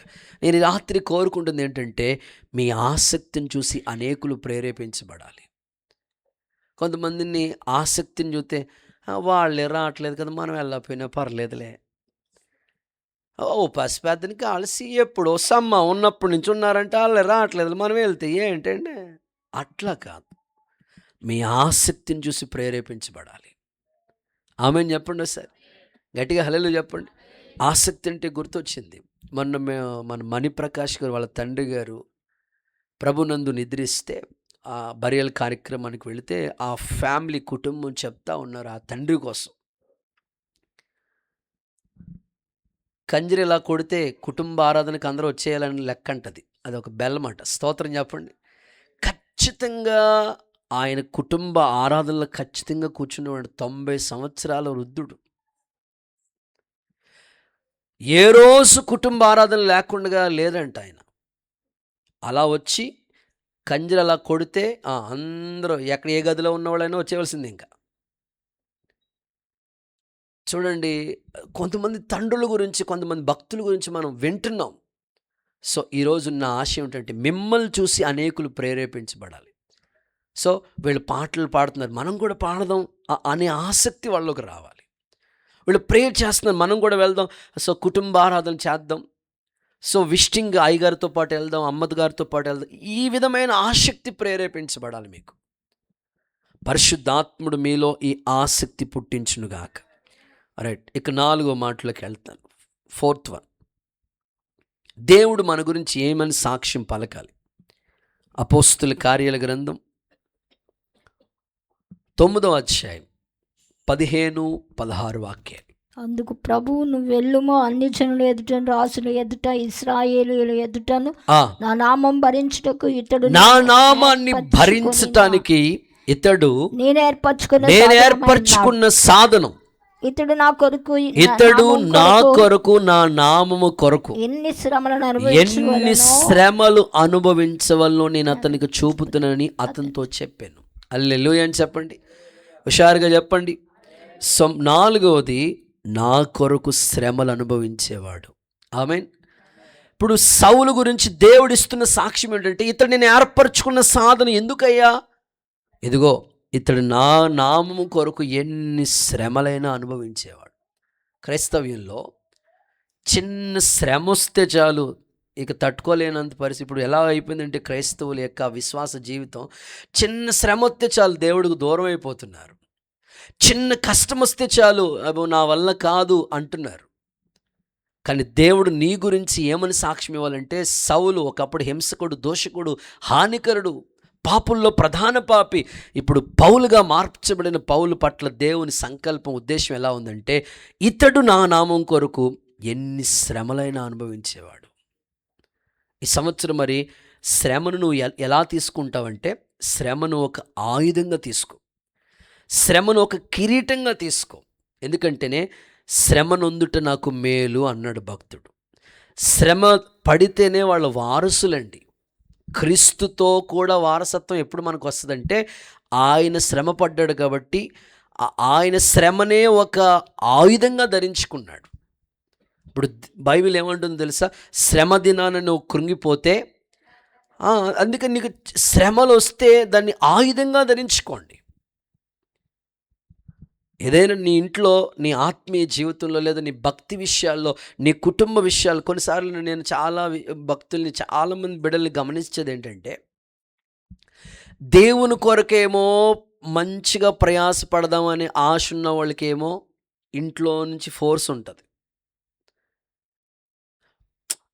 ప్రతిరోజు ప్రార్థనకి వెళ్ళాలి, దేవుని సందులో ఏదో దేవుని పరిచయకు ప్రయాసపడదామని ఆశ ఉంటుంది. అలాంటి ఆశ కలిగిన వాళ్ళకేమో ఇంటికాడి నుంచి ఫోర్స్ ఉంటుంది. ఒకవేళ వాళ్ళు పరిచయం చేద్దామని అలా మందిరం దగ్గరికి వచ్చారనుకో, వచ్చిన వెంటనే ఫోన్ వచ్చేస్తుంది, ఎప్పుడొస్తావు బాబా, వెళ్ళిపోయావా, అక్కడే పడిపోతావు నువ్వు అంటే వెనకాల నుంచి ఫోర్స్ ఉంటుంది. కొంతమందికి ఏమో పాపం వెళ్ళాలని, చక్కగా చేయాలని, వాళ్ళ పిల్లలకి కూడా చేయాలని ఆ తలంపు వాళ్ళ తండ్రులకు ఉంటుంది. ఆ పిల్లలేమో రారు. స్తోత్రం చెప్పండి సార్. ఇలా ఉంటుంది. కానీ దేవుడు ఏమని కోరుకున్నాడంటే, నా నామం భరించేవారు కావాలి, నా నామాన్ని ధరించుకుని ఆ శ్రమ పడేవాళ్ళు, ఆ భుజాల మీద ఆ కాడి ఎత్తుకునే వాళ్ళు కావాలి.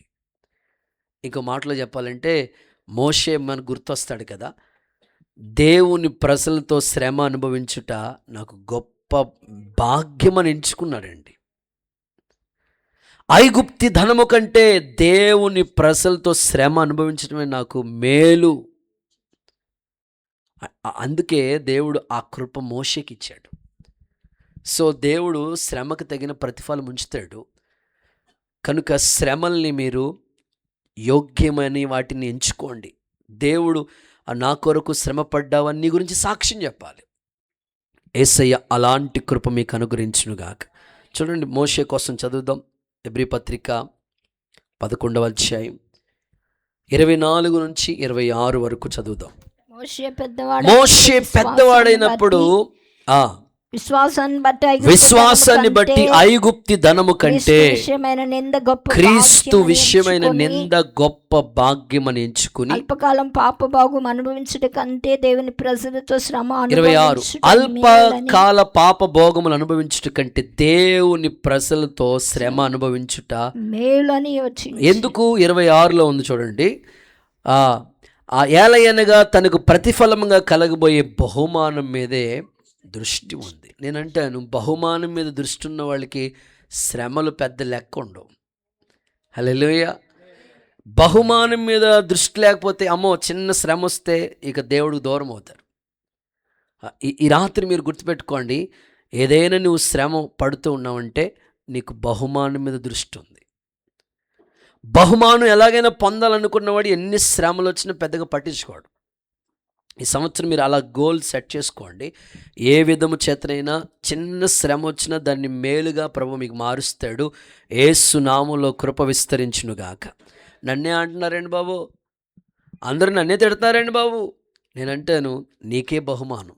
ఆమెను చెప్పండి ఒకసారి. సో నీకు ఏదైనా శ్రమ వస్తుందంటే, నిన్ను ఏదైనా చాలామంది ఎదిరిస్తున్నారంటే, నీ మీద తిరగబడుతున్నారంటే, దేవుడు చెప్తున్నాడు కదా, నీకు బహుమానం మీద దృష్టి ఉంది.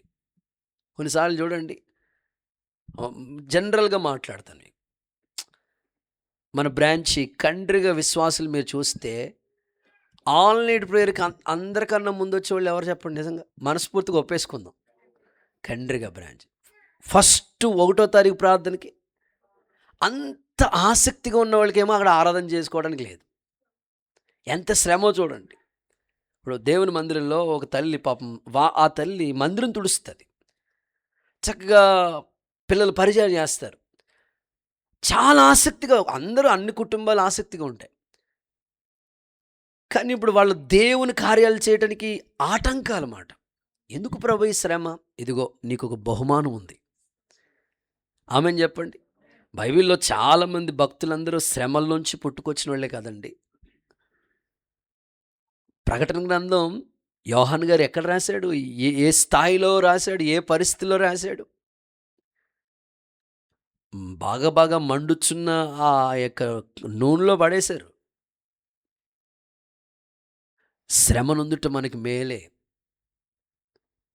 కనుక దేవుడు నీ గురించి సాక్ష్యం ఇస్తాడు.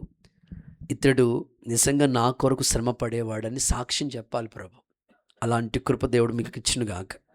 చివరి మాట, ఆఖరి మాట చెప్పి ముగిస్తా. సంఖ్యాకాండం 12వ అధ్యాయం 7వ వాక్యం చూడండి. కంఠస్థ వాక్యం ఇది. దేవుడు మోషే గురించి ఇచ్చిన సాక్ష్యం ఇది. సంఖ్యాకాండం 12:7. అతడు నా ఇల్లంతటిలో నమ్మకస్తుడు. హల్లెలూయా చెప్పండి, హుషారుగా చెప్పండి, హల్లెలూయా.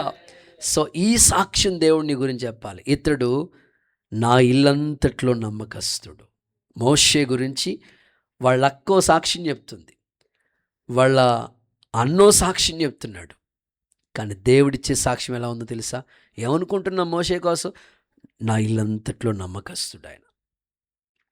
మనందరి గురించి దేవుడు ఈ సాక్ష్యం చెప్పాలి. ఎందుకంటే ఏ కంపెనీలోనైనా నమ్మకస్తులు కావాలా? కంపెనీ బాగుండాలంటే, ఏ ఇల్లైనా ఆశీర్వాదకరంగా ఉండాలంటే ఆ ఇంటోళ్ళు నమ్మకస్తులు ఉండాలి. దేవుని ఇల్లు కూడా బాగుండాలంటే ఈ ఇంట్లో ఉన్న మీరు ఎంత నమ్మకంగా ఉంటే అంతగా ఈ ఇల్లు ఆశీర్వదించబడుతుంది. మీరు ఎప్పటికప్పుడు ఈ నమ్మకత్వాన్ని కాపాడుకోండి. భర్త, భార్య వాళ్ళిద్దరి నమ్మకత్వం, ఆ తర్వాత పిల్లలు తల్లిదండ్రుల దగ్గర నమ్మకత్వం, సేవకులు దేవునికి నమ్మకస్తులుగా, విశ్వాసులు సేవకుడికి నమ్మకస్తులుగా, ఇలాగ మనమందరం మన నమ్మకత్వాన్ని కాపాడుకోగలిగితే ప్రభు మన గురించి కూడా ఈ సాక్ష్యం చెప్తాడు. ప్రభు అంటాడు కదా, బల నమ్మకమైన మంచి దాసుడు, ఈ కొంచెంలో నమ్మకంగా ఉన్నావు కదా, నేను అనేకమైన వాటి మీద నియమిస్తాను. నమ్మకమైన వాళ్ళకి మెండుగా ఉంటాయండి దీవెనలు. కాబట్టి దేవుడు కొంచెంలో నమ్మకత్వం చూస్తున్నాడు. ఆ కొంచెమే నువ్వు నమ్మకంగా ఉంటే, ఆ కొంచెమే నమ్మకంగా నువ్వు చేయగలిగితే దేవుడు నీకు అనేకమైన వాటి మీద నియమించే ఆశీర్వాదాన్ని ఇస్తాడు. ఇలాంటి శ్రేష్టమైన కృప మనందరికీ దేవుడిచ్చునుగాక. సో నేను ముగిస్తున్నాను. దేవుని సాక్ష్యం మరీ బలమైనది మనుషులు ఇచ్చే సాక్ష్యం కన్నా. అయితే దేవుడు మన గురించి ఏమని సాక్ష్యం ఇవ్వాలో ఒక 5 భక్తుల్ని మీ ముందు పెట్టి 5 మాటలు మీ ముందుకు తీసుకొచ్చాను. చెప్పండి. నెంబర్ 1, దేవునికి ఇష్టడని దేవుడు నీ గురించి, హానోకు గురించి ఏ సాక్ష్యం ఇచ్చాడో నీ గురించి అలాంటి సాక్ష్యం ఇచ్చునుగాక. నెంబర్ 2, నీ విశ్వాసం గొప్పది. కనాను స్త్రీ గురించి ఇచ్చిన సాక్ష్యం, స్త్రీలలో మీ కుటుంబాల్లో మీ గురించి ప్రభు చెప్పాలి. శతాధిపతి గురించి ప్రభు చెప్పినట్లు మీ గురించి చెప్పాలి. మీ విశ్వాసం చాలా గొప్పదని. సో 3వది, దేవుని కొరకు ఆసక్తి కలిగిన వాడని ఫినెహాస్ గురించి ప్రభు సాక్ష్యం ఇచ్చాడు. అలా మన గురించి ప్రభు సాక్ష్యం చెప్పాలి. నెంబర్ 4, దేవుని కొరకు శ్రమలు అనుభవించేవాడని పౌలు గురించి ప్రభు సాక్ష్యం చెప్పాడు. నీ గురించి ఆ సాక్ష్యం వినాలి. సో నెంబర్ 5, నా ఇల్లంతట్లో నమ్మకస్తుడని మోషే గురించి ప్రభు సాక్ష్యం చెప్పాడు. మన గురించి కూడా ఆ సాక్ష్యం వినబడాలి. ప్రభు ఈ 5 మాటలు మన గుండెల్లో ముద్ర వేసి దేవుని సాక్ష్యం మరీ బలంగా మన మీద పనిచేయునుగాక.